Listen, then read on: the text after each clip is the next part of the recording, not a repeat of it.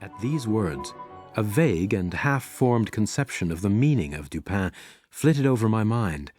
I seemed to be on the verge of comprehension, without power to comprehend, as men at times find themselves upon the brink of remembrance without being able, in the end, to remember. My friend went on with his discourse. "You will see," he said, "that I have shifted the question from the mode of egress to that of ingress. It was my design to convey the idea that both were effected in the same manner, at the same point. Let us now revert to the interior of the room. Let us survey the appearances here.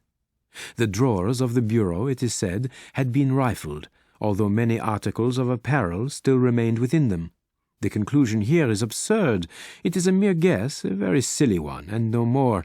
How are we to know that the articles found in the drawers were not all these drawers had originally contained? Madame L'Espanaye and her daughter lived an exceedingly retired life, saw no company, seldom went out, had little use for the numerous changes of habiliment. Those found were at least of as good quality as any likely to be possessed by these ladies. If a thief had taken any, why did he not take the best? Why did he not take all? In a word, why did he abandon 4,000 francs in gold to encumber himself with a bundle of linen? The gold was abandoned. Nearly the whole sum mentioned by Monsieur Mignot, the banker, was discovered in bags upon the floor. I wish you, therefore, to discard from your thoughts the blundering idea of motive, engendered in the brains of the police by that portion of the evidence which speaks of money delivered at the door of the house. Coincidences 10 times as remarkable as this, the delivery of the money, and murder committed within days upon the party receiving it, happen to all of us every hour of our lives, without attracting even momentary notice. Coincidences, in general, are great stumbling blocks in the way of that class of thinkers who have been educated to know nothing of the theory of probabilities, that theory to which the most glorious objects of human research are indebted for the most glorious of illustration. In the present instance, had the gold been gone, the fact of its delivery 3 days before would have formed something more than a coincidence. It would have been corroborative of this idea of motive. But, under the real circumstances of the case, if we are to suppose gold the motive of this outrage, we must also imagine the perpetrator so vacillating an idiot as to have abandoned his gold and his motive altogether.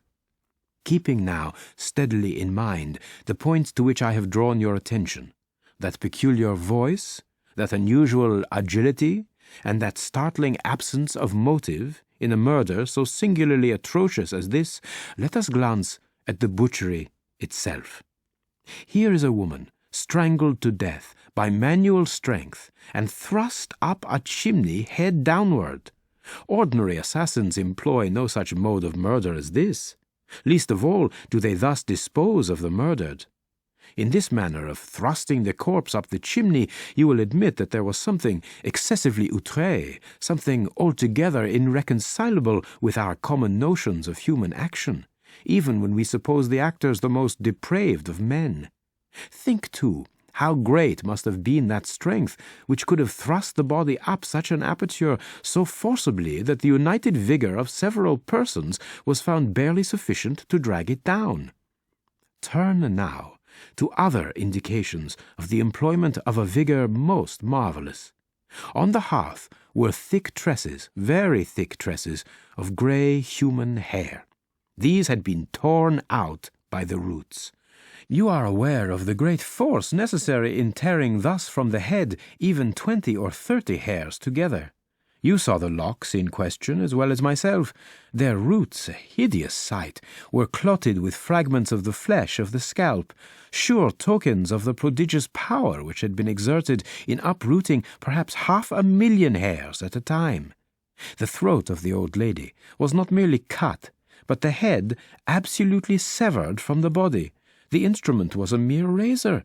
I wish you also to look at the brutal ferocity of these deeds.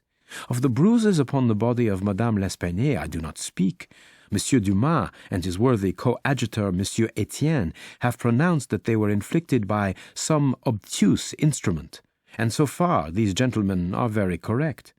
The obtuse instrument was clearly the stone pavement in the yard, upon which the victim had fallen from the window which looked in upon the bed.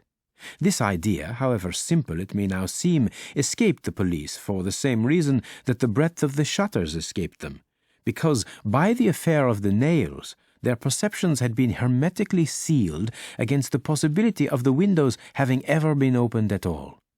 If now, in addition to all these things, you have properly reflected upon the odd disorder of the chamber, we have gone so far as to combine the ideas of an agility astounding, a strength superhuman, a ferocity brutal, a butchery without motive, a grotesquerie and horror absolutely alien from humanity, and a voice foreign in tone to the ears of men of many nations, and devoid of all distinct or intelligible syllabification.